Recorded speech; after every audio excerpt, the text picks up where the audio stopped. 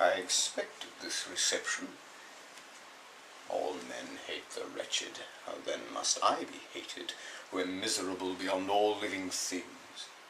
Yet you, my creator, detest and spurn me, thy creature, to whom thou art bound by ties only dissoluble by the annihilation of one of us. You purpose to kill me. How dare you sport thus with life? Do your duty towards me, and I will do mine towards you and the rest of mankind. If you will comply with my conditions, I will leave them and you at peace.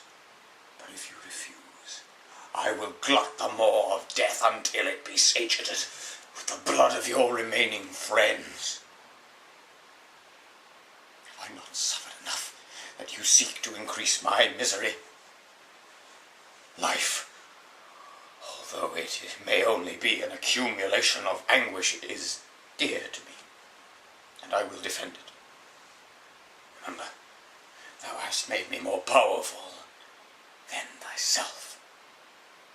My height is superior to thine, my joints more supple.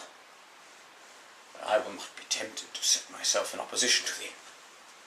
I am thy creature, and I will be mild and docile to my natural lord and king.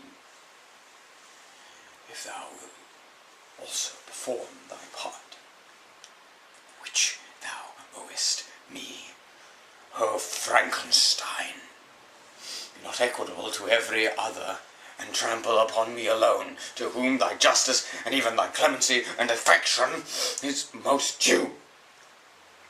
Remember that I am thy creature. I ought to be thy Adam, but I am rather the fallen angel whom thou drivest from joy for no misdeed. Everywhere is it bliss, from which I alone am irrevocably excluded. Desert mountains and dreary glaciers are my refuge. I have wandered here many days. Caves, ice, which I only do not fear, but a dwelling to me, and the only one which man does not grudge. These bleak skies I hail, for they are kinder to me than your fellow beings. If the multitude of mankind knew of my existence, they would do as you do and arm themselves for my destruction. Shall I not then hate them who abhor me? I will keep no terms with my enemies. I am miserable, and they shall share my wretchedness. Yet it is in your power to recompense me and deliver them from an evil which only remains for you to make so great that not only you and your family, but thousands of others shall be swallowed up in the whirlwinds of its rage. Let your compassions be moved, and do not disdain me. I was benevolent and good. Misery made me a fiend. Make me happy, and I shall again be virtuous. I have wandered through these mountains. I have ranged through their immense recesses, consumed by a burning passion from which you alone can gratify. We may not part until you have promised to comply with my request. I am alone. Miserable.